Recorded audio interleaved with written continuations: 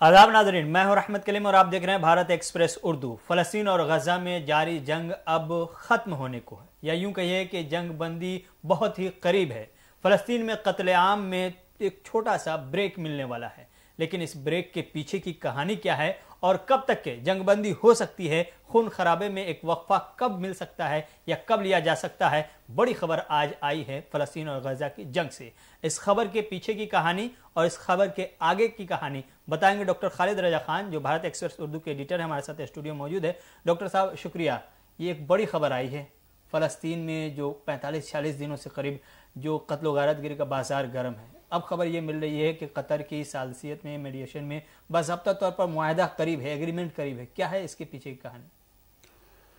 देखिए, ये बात काफ़ी दिनों से चल रही थी, जब से जंग की शुरुआत हुई है जी। उसके 2-4 दिनों के बाद से ये बात शुरू हो गई थी। जिस तरह से वह बेदरग वहाँ पर हथियार का इस्तेमाल और फ़ज़ाइया का इस्तेमाल किया जा रहा था मासूम फ़िलिस्तीनियों पर हमले के लिए, और उनकी जिस तरह से जाने जा रही थी, तब मुख्तलिफ कॉर्नर से मुख्तलिफ ममालिक के ज़रिए आवाज़ उठने लगी थी सीज़ फायर की। और अमेरिका और जो बाइडेन ने उसके बाद चंद हफ्तों के बाद ये कहना शुरू किया था कि अगर जंगबंदी नहीं हो रही तो एक पाउज़ होना चाहिए। जंग में पाउज़ यानी एक ठहराव आना चाहिए, एक जुज़वक्ती यानी टेम्पोररी ठहराव। तो उस फार्मूले पर बातचीत चल रही थी। कतर मुसलसल जंग के शुरुआत के 1-2 दिन के बाद से ही मुसलसल इस मीडिएशन में लगा हुआ, इस सालिसी में की कोशिशों में लगा हुआ। ये खुशाइंद बात है कि कतर जैसा मुल्क, उसने एक शुरुआत तो की, एक मुस्बत पहल की जानिब उसने हमेशा संजीदगी से कदम उठाया। तो मुसलसल बातचीत चल रही थी, लेकिन किसी नतीजे पर नहीं पहुंचा जा रहा था। उसके पीछे इसराइल की हठधर्मी थी, बेंजामिन नेतन्याहू की हुकूमत की हठधर्मी, उनका इस तरह का रवैया था और कि वो फ़िलिस्तीनियों को ज़्यादा से ज़्यादा नुकसान पहुंचाना चाहते थे। हमास के नाम पर फ़िलिस्तीनियों का कत्लेआम जारी था। ये सब पूरी दुनिया ने देखा है, उनकी नीयत को भी देखा है और उनके अज़ाइम को भी देखा। तो ऐसे में ये खुशाइंद बात है कि जुज़वक्ती जंगबंदी की बात हो रही है। ये परमानेंट जंगबंदी की जानिब एक कदम हो सकता है, लेकिन अभी ये बात जो सालसी हुई है, जो मीडिएशन है, ये टेम्पोररी पाउज़ की बात है। पाउज़ वो भी चंद दिनों के लिए, या तो ये 3 दिनों के लिए हो सकता है या 5 दिनों के लिए हो सकता है। क्योंकि जो बाइडेन ने, अमेरिकी सदर जो बाइडेन ने कहा था दरमियान में, कई बार वो कह चुके हैं कि 5 दिन की जंगबंदी जो भी उनकी तजवीज़ थी, तो एक प्रपोजल 3 दिन का भी आया और एक 5 दिन का भी आया। और इस पर इस्माइल हानिया जो हमास के लीडर हैं, वो कतर के साथ बातचीत में उस पर एग्री भी कर गए हैं और उन्होंने इसको बाज़ाब्ता ऑफिशियली उन्होंने मुख्तलिफ मीडिया के ज़राए पर और ख़ास तौर से टेलीग्राम के ज़रिए उन्होंने पूरी दुनिया को आगाह किया है कि वो इस सालिसी के लिए तैयार हैं। और जो शराइत हैं, जो फ़िलिस्तीनी कैदी बंद हैं इसराइली जेलों में, और जो होस्टेजेस हैं, इसराइली होस्टेजेस हैं, तो कितने होस्टेजेस का तबादला होगा, तो इस पर बातचीत के लिए वो तैयार है। अब इसराइल की जानिब से ये इंतज़ार है कि किस तरह का रुख इख्तियार किया जाता है। हालांकि बातचीत इसराइल से हो रही थी, जो कतर के जो फॉरेन मिनिस्टर हैं, उनकी बातचीत से उनका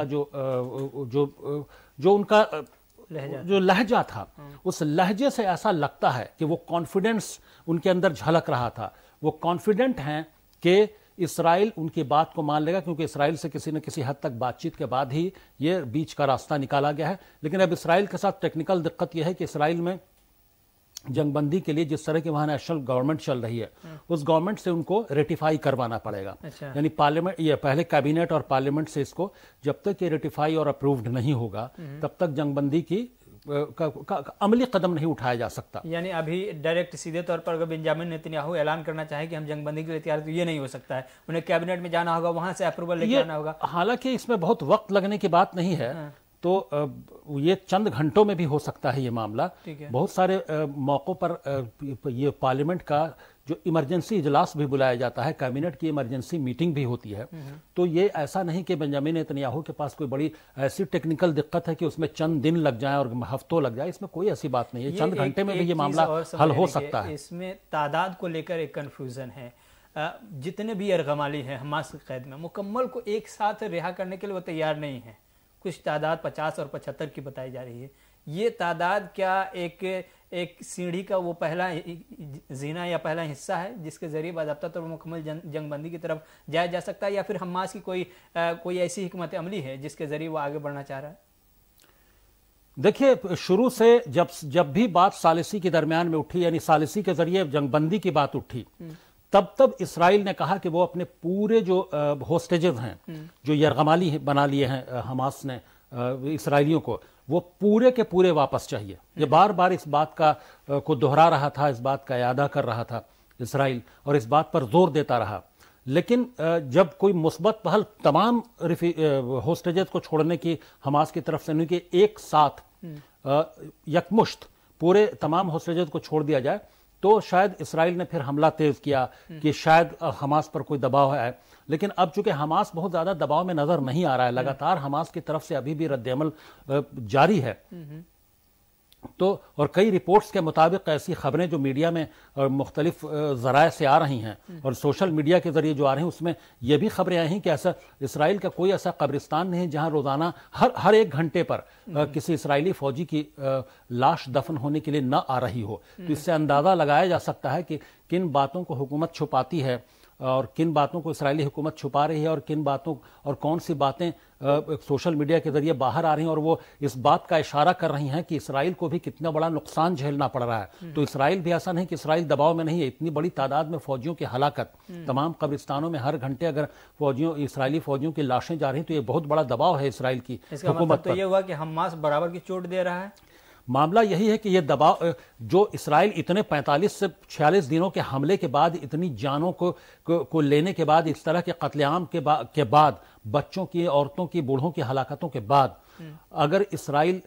یہ نہیں پیش کر رہا ہے، دنیا کے سامنے پیش نہیں کر پا رہا ہے کہ کتنے حماس کے لوگوں کو اس نے مارا ہے، حماس کا کتنا بڑا نقصان کیا ہے، الشفا ہاسپٹل پر حماس کا کمانڈ سینٹر ہونے کے نام پر جس طرح سے حملہ کیا گیا، اس کو گھیرا گیا اور وہاں کچھ بھی نہیں ملا، اور وہ جو ناکامی ہاتھ لگی اس کے بعد دنیا کے سامنے کیا پیش کرے گا اسرائیل، تو یہ تمام چیزیں جو اسرائیل کے لیے بھی جو امبیرسنگ ہے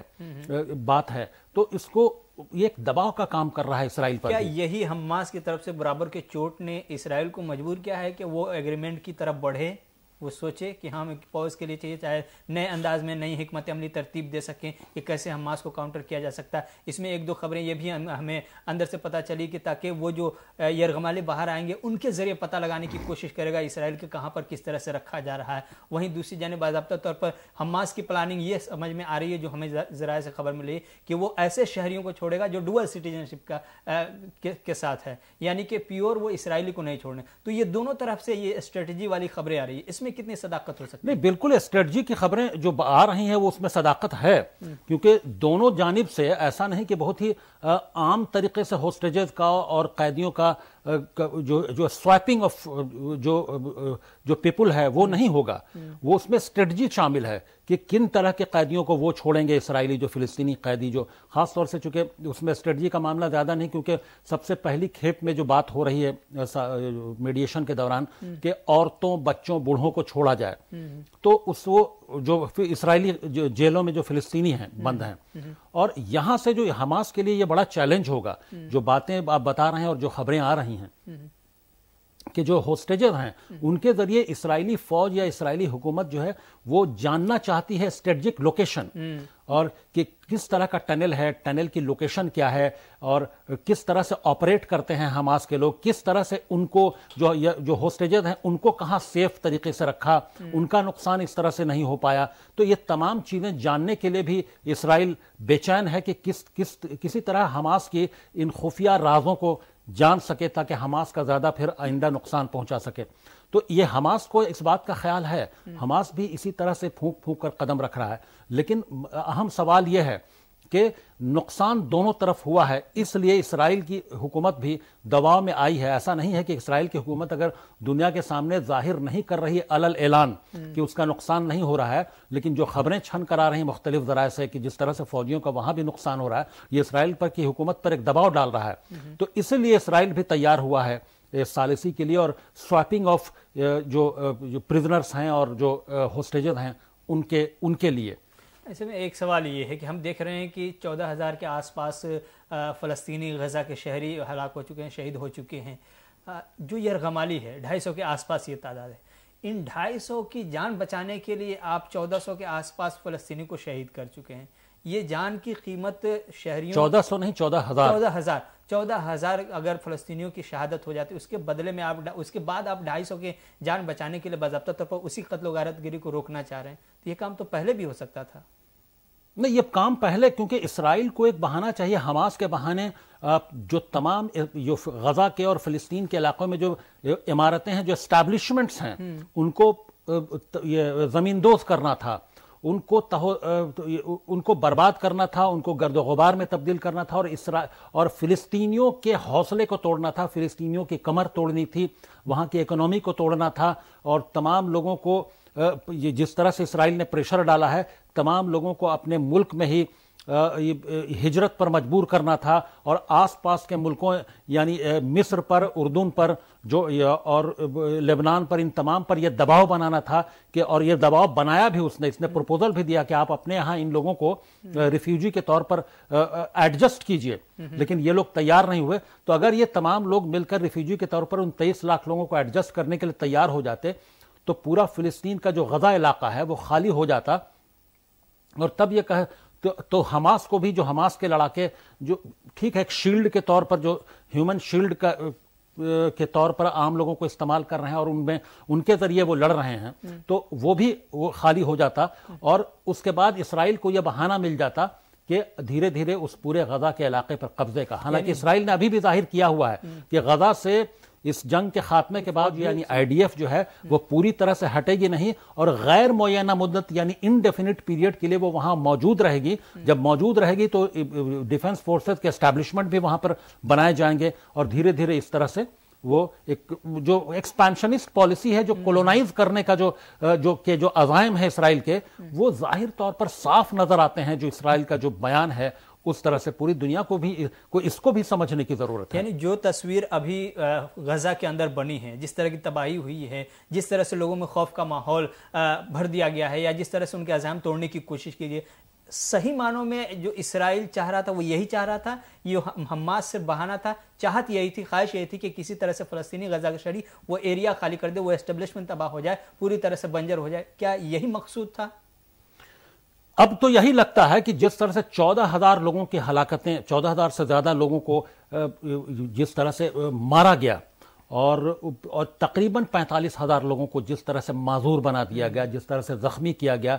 تو یہ پریشر جو عوام ہے اس پر بہت زبردست پریشر کام کر رہا ہے یہ، اور وہ خوف و ہراس کے عالم میں ہیں، اور وہ ایک مجبوری میں اپنے ہی ملک میں، اپنے ہی خطے میں دربدر کی حالت میں ہیں، اور ہجرت کرنے کو مجبور ہیں، اور کیمپوں میں زندگی گزار رہے ہیں. تو ان کی حالت سمجھا جا سکتا ہے کہ اسرائیل کے حماس کی آڑ میں یہ سوال تو دنیا کے سامنے ابھی بھی ہے. دنیا کے کئی بڑے جو ایکسپرٹس ہیں سوال اٹھا رہے ہیں کہ آخر اسرائیل کی جیسی حکومت، اسرائیل کی جیسی موساد جیسی انڈیا ورلڈ کی top most intelligence agency, IDF جیسی اسرائیل کی جو ٹاپ موسٹ ڈیفنس فورس، وہ کیسے ناکام ہو گئی کہ تمام انٹیلیجنس فیل ہو گیا کہ اتنا بڑا حملہ حماس نے کر دیا، اور اسرائیل کو کانوں تک مطلب کانوں کان خبر نہیں لگی کسی ڈیفنس فورس سے، اسرائیل کی حکومت میں کسی کو بھی. یہ کیسے ممکن ہوا؟ کیا یہ کمپلیٹ فیلیور تھا یا اس کے پیچھے بھی کوئی راز تھا؟ یہ راز بھی دنیا جاننا چاہتی ہے کہ آخر ایسا کیسے ہوا کہ جو بھرم تھا پوری دنیا میں کہ اسرائیل کی حکومت کا بھرم، اسرائیل کی ڈیفنس فورسز کے مضبوط ترین ہونے کا بھرم، اسرائیل کے تمام اسلحے، ہتھیار، ٹینک اور ان کے جو فائٹر پلینس ہیں، ان کے جو بمبارڈ کرنے والے پلینس ہیں، ان کا بھرم، اور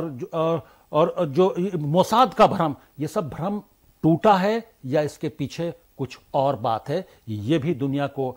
اس پر بھی تفتیش کرنے کی ضرورت ہے. ظاہر ہے ایک بھرم تو ٹوٹا ہے، لیکن آخری سوال مختصر جواب دیجیے گا، وہ یہ ہے کہ یہ اگر ہم مان لیتے ہیں کہ آئندہ 24 سے 48 گھنٹے میں یہ پوز یا یہ جنگ بندی 3 یا 5 دن کے لیے ہو جاتی ہے، تو کیا یہ مان لیا جائے کہ یہ 3 دن 5 دن صرف آغاز ہے، اس میں ایکسٹینشن بھی ہو سکتا ہے، یا پھر 2-4 دن ہفتے دن کے لیے جنگ پھر سے شروع ہو سکتی ہے، اس کے بعد پھر سے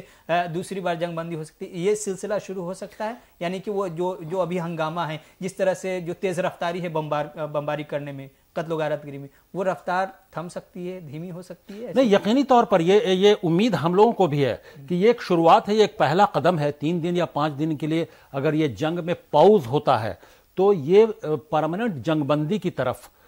یہ پہلا قدم ہو سکتا ہے، کیونکہ جب 5 دن کے لیے یا 3 دن کے لیے یہ جنگ بندی ہو جائے گی، پاؤز ہو جائے گا جنگ میں، تو جس طرح سے لوگ ریلیوڈ فیل کریں گے فلسطینی، یا دنیا ریلیوڈ فیل کرے گی، اور اس کے بعد اگر کسی طرح سے اگر یہ دوبارہ شروع ہونے کے خدشات نظر آتے ہیں تو دنیا کا ایک الگ طرح کا پھر پریشر ہوگا۔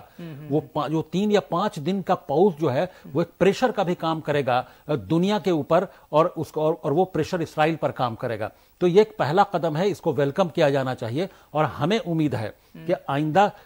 جو پاؤز کے بعد ہو سکتا ہے کہ یہ پاؤز کے بعد یہ اس طرح سے ایک سیز فائر میں کنورٹ کر دیا جائے اس کو، اور دونوں طرف سے جنگ بندی ہو، اور پھر دھیرے دھیرے دنیا کی کوششوں سے ہو سکتا ہے کہ حالات معمول پر آ جائیں۔ ظاہر ہے امید تو یہی ہے کہ حالات معمول پر آ جائے، جنگ بندی ہو اور مکمل طور پر جنگ ختم ہو جائے، اسرائیلی اپنی جگہ، فلسطینی اپنی جگہ امن و سکون کے ساتھ اپنے اپنے گھر لوٹ کر رہے، یہی امید ہے، اور اسی امید کے سہارے اب تک کہ قطر سرگرم رہا ہے اور اس کی کوششیں کامیاب ہوتی ہوئی نظر آ رہی ہے۔ اگلے 48 گھنٹے میں ہو سکتا ہے بڑی خبر آ جائے مکمل طور سے معاہدے کی۔ اسی امید کے ساتھ ہمیں اور ڈاکٹر خالد رضا خان کو اجازت دیجیے۔ خدا حافظ، شکریہ۔